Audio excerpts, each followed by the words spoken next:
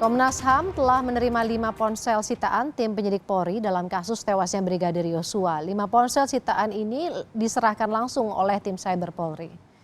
Ketua Komnas HAM Ahmad Taufan Damanik mengatakan pihaknya telah menerima sejumlah data digital termasuk raw material dari 5 ponsel sitaan kasus Yosua.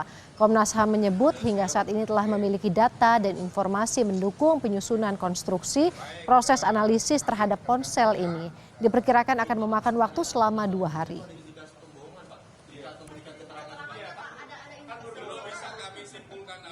Tim Komnas HAM mengumpulkan semua dari bahan-bahan yang pertama, kedua diberikan, dan tadi itu yang ketiga itu kita akan analisis di internal. Setelah itu kita mungkin baru bisa membuat beberapa kesimpulan-kesimpulan. Tapi tentu saja memang bahan-bahannya memberikan semakin banyak informasi, data-data yang memperterang masalah ini.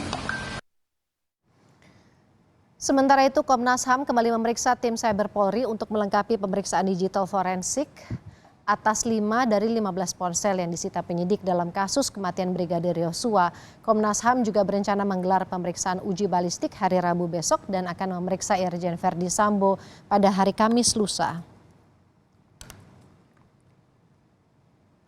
Untuk membahas lebih lanjut pemeriksaan Komnas HAM dalam kasus tewasnya Brigadir Yosua sudah bergabung bersama kami Wakil Ketua Komnas HAM Amiruddin Al-Rahab. Selamat malam Pak Amir, terima kasih sudah bergabung di Kompas Malam. Ya, selamat malam. Pak Amir, apa tanggapan Komnas HAM dengan penetapan Irjen Verdi Sambo sebagai tersangka? Apakah ini juga yang ditemukan oleh teman-teman dari Komnas HAM?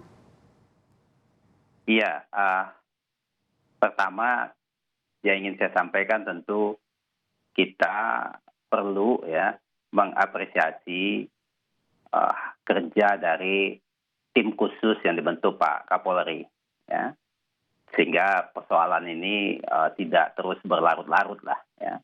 Nah, dengan adanya penetapan tersangka baru, ya, bahkan pasalnya adalah disangkakan 340, ya.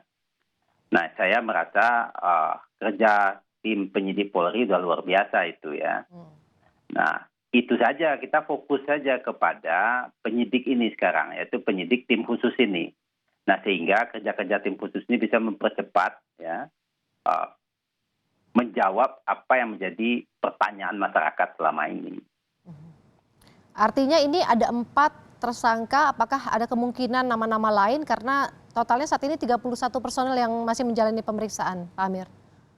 Iya, kalau kita lihat tadi yang disampaikan, pasal 340, Jo 338, sama 5556, tentu saya merasa ya, itu tidak akan berhenti pada 4 orang itu. Ya, karena kan ada dua peristiwa pidananya. Satu adalah pembunuhan, yang kedua tadi dinyatakan adalah pembuatan senario untuk menutupi perbuatan pembunuhan itu. Nah, yang penting banget ke depan, Mbak, ya, semua orang, ini tim sus, ya, harus memeriksa semua orang yang diduga terlibat dalam penyusunan senario itu, sekaligus juga orang yang menyebarkan senario itu, gitu ya. Itu harus diusut oleh tim sus, siapapun orangnya. Ya, makanya dibutuhkan itu barang bukti dalam konteks komunikasi dengan siapa Pak FS itu waktu memulai menyebarkan senario seperti itu. Ada temuan-temuan nama yang mungkin juga sudah dimiliki oleh Komnas HAM, siapa-siapa saja yang diduga juga terlibat selain di 4 yang sudah menjadi tersangka atau masuk dalam 31 nama itu, Pak? Nah, itu kan materinya penyidik, bukan Komnas HAM lah menentukan nama siapa-siapa itu, ya. Tapi kita kan sudah bisa melihat apa yang diumumkan oleh Pak Kapolri, ya, tempo hari itu, dan tadi juga ditambahkan jadi 30-an orang. Nah, saya rasa tidak terbatas dengan itu, mesti diusut yang lain juga itu, ya. Supaya apa? Supaya Polri juga bisa menunjukkan bahwa mekanisme internal penegakan hukum terhadap anggotanya sendiri berjalan dengan baik. Kalau tidak kan masyarakat tidak pulih kepercayaannya nanti kepada Polri. Nah, Komnas HAM posisinya adalah mengiringi proses itu, gitu. Jangan sampai juga terjadi penyimpangan-penyimpangan sehingga kita betul-betul menjaga fairness dari peristiwa ini. semua orang yang bersaksi harus diberikan ruang yang sama untuk bisa menyampaikan saksi dan keterangannya oleh tim sus penyidik yang dibentuk oleh Pak Kapolri ini. Ini kalau bicara soal skenario, artinya otopsi juga bisa masuk ke dalamnya. Anda melihatnya seperti apa, Pak? Ya semua yang terlibat, Mbak. Semua yang terlibat, mesti semua yang terlibat untuk mengaburkan perbuatan pembunuhan ini mesti diusut siapapun dia.